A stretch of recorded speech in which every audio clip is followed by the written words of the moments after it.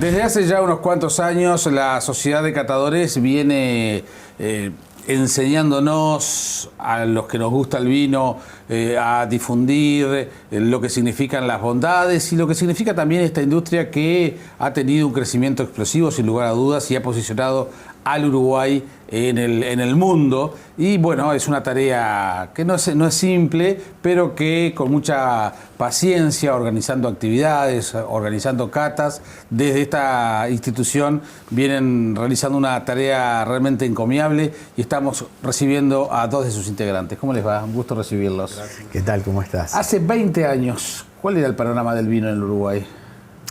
Bueno, me toca hablar a mí sí, por edad. Por edad. Además fuiste de los primeros y de los pocos de los fundadores, que comenzó a difundir todo esto. Bueno, era bien distinto el panorama.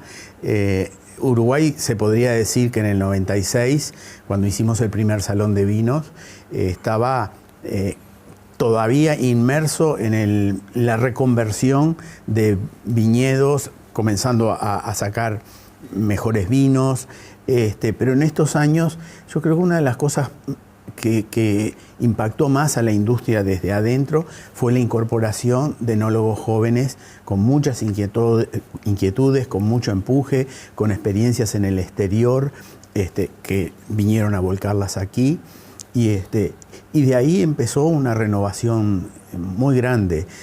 Una de las cosas que yo pongo para ejemplificar, que rescato, ¿no, verdad?, es la cantidad de varietales nuevos que hay hoy en el mercado. Es decir, en aquellos momentos de la década del 90, por decirte arte, no había Viognier, una cepa blanca muy prestigiosa del Ródano y que hoy muchas bodegas tienen. El Tanat era una noticia. El Tanat de la existencia del Tanat. Claro, y eran Tanat que no habían sido todavía domados como salen hoy.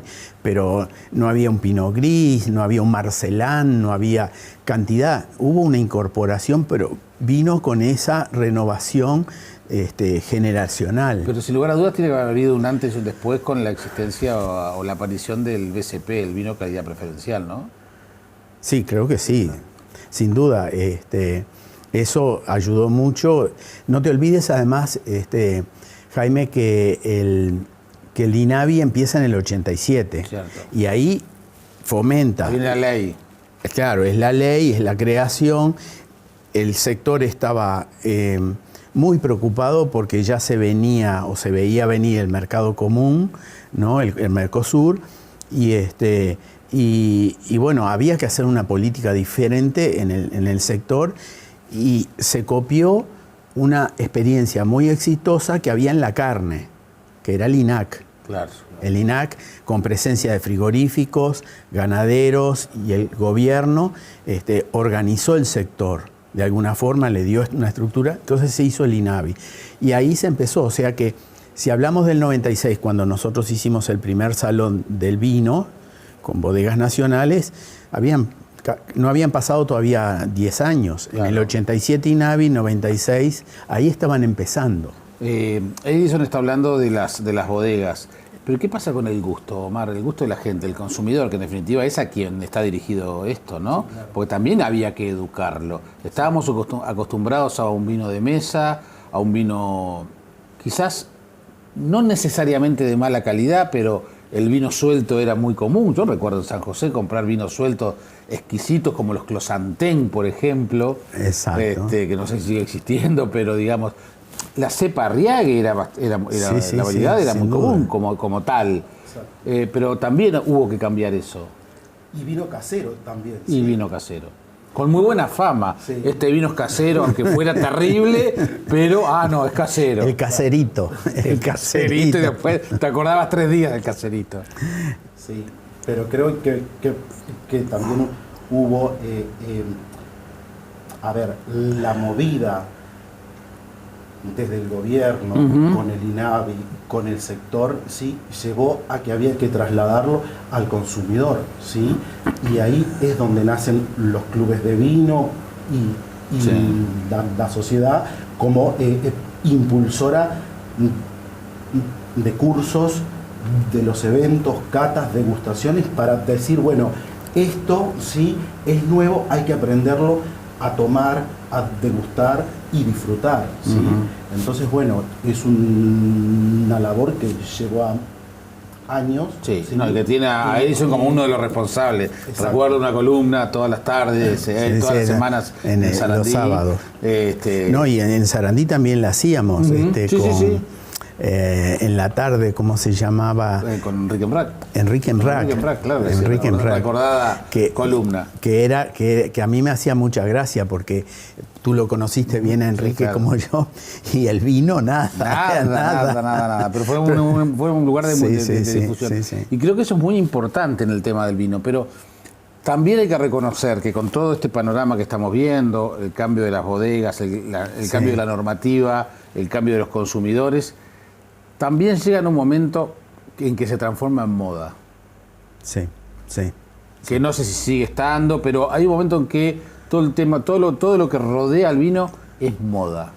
Sí, yo creo, y creo que Omar va a coincidir con esto, que está una cuestión de... se ha incluido en lo social. En lo social vas a una reunión, llevas un vino, te invitan a cenar a una casa, ¿qué vino trajiste? Ah, mirá, sí, pero yo... Es decir, y eso antes no existía, ¿no, verdad? Eso es hoy día, y uno trata de sorprender con algo original, algo diferente. Es decir, no lo más común, porque uno se detiene delante de una góndola de un supermercado o va a una vinería.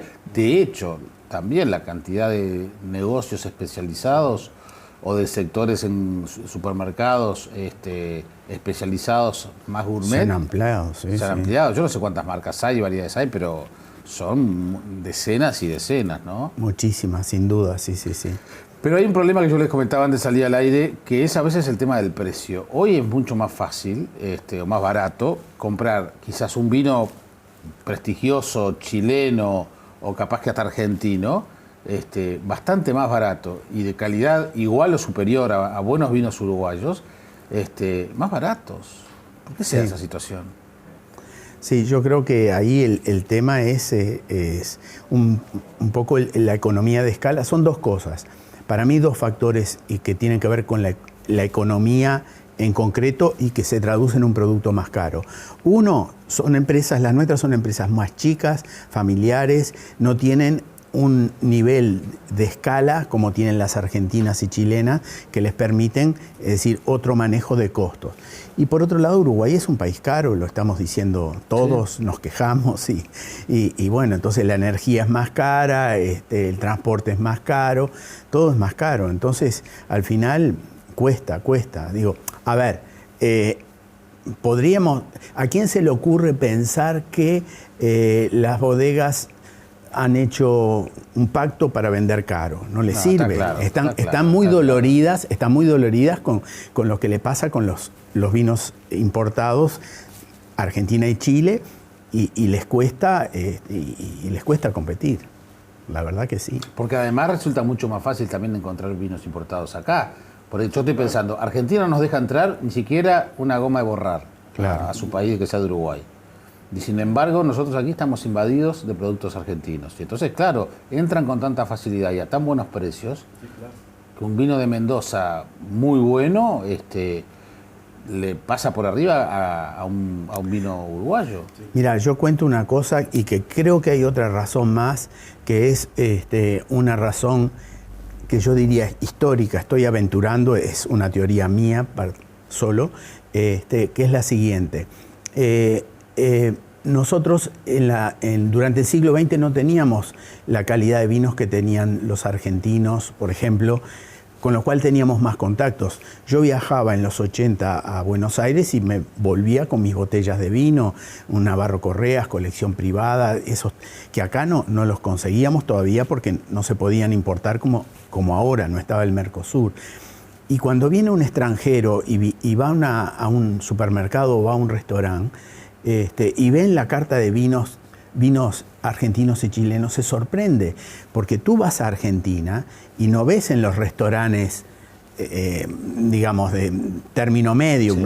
los accesibles, no los wow, no los caros, vinos extranjeros, y lo mismo pasa en Chile. Y acá sí, porque nos habíamos acostumbrado a que la calidad del vino nuestro no era muy bueno antes de la reconversión, y entonces teníamos una imagen del vino importado bueno. Eso también creo que ha ayudado. Y bueno, y lo de los restaurantes es otro tema. Yo les lo he contado en la radio. En el supermercado de la esquina de mi casa, un almacén de barrio, supermercadito, porque no es un supermercado, es un supermercadito de barrio, me sale una botella de una bodega importante, un vino que ha sido premiado, me sale 149 pesos. Un buen vino Tanat. 149, no son ejemplos, es un dato real que les estoy dando. Y me lo cobraron, el mismo vino, me lo quisieron cobrar 770 pesos en un restaurante. Me parece una inmoralidad. Sí. Porque el supermercadito de la esquina de mi casa está ganando con el 149 Claro, pesos. lo debe haber comprado a 100 o a 90. Y estoy hablando de un vino Sí, que además ha sí, sido sí. premiado, viene con su medallita. ¿Por qué pasan esas cosas? Eso es muy común, ¿sí? Y es una pelea que tenemos con Eduardo, con los chefs, ¿sí? Tu negocio es otro, no es el vino, ¿sí? Sí. Si tuvieras el vino a un precio razonable, se tomaría más vino, No te ¿sí? quepa la menor duda. El negocio es la cocina, la comida, ganarle ahí. El servicio. No en el vino. ¿Por qué le quieren ganar a través Y del bueno, vino? habría que...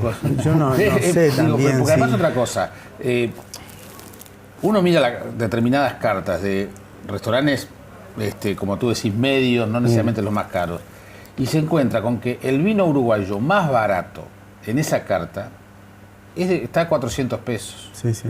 Cuando el promedio de los vinos baratos uruguayos buenos, también medios, pero de buena Sí. calidad, están en el entorno de los 180 pesos 200 para arriba, pesos, 200 claro, pesos para claro. ¿tá? 200 Sí. pesos.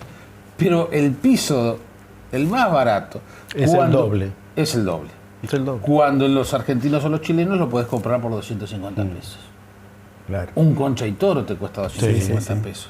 Un Casillero del Diablo, un Reserva chileno Concha y Toro te cuesta, no pasa de Sí, 300 sí, pesos. sí. Mira, yo lo he hablado con amigos de la restauración, con propietarios de restaurantes, y yo les decía lo siguiente, hablando de este mismo tema y el costo enorme que tiene para los que vamos a comer fuera los vinos.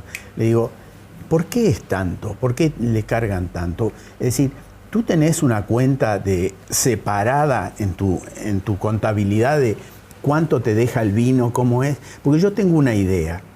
Tú lo que tenés que hacer es cobrar un precio mucho más bajo y le pones encima un descorche. Y vas a tener lo que ganás, ponele 120 ¿Qué es un pesos. descorche para aplicar a los socios? Bueno, descorchar una botella se usa en otros países más que acá. Yo voy con mi botella al restaurante, evidentemente una etiqueta que no esté en el restaurante, que especial, que quiero compartir con amigos, y por descorcharla te cobran X. Acá se hace en algunos restaurantes, pero nos da un poco de pudor ir con la botella, ¿no verdad? Pero digo, poné un precio más razonable y cobra el descorche aparte. Entonces cobra 120 pesos el descorche. Entonces un vino que sale 150 pesos en el supermercado, 270. Entonces no estamos hablando de 400. Pero no, eso como... Y le compran a las bodegas o al importador y hacen negocios especiales. Y muchas veces, ¿sabes qué? Se quedan con clavos porque en esa negociación terminan comprando vinos que después no tienen rotación.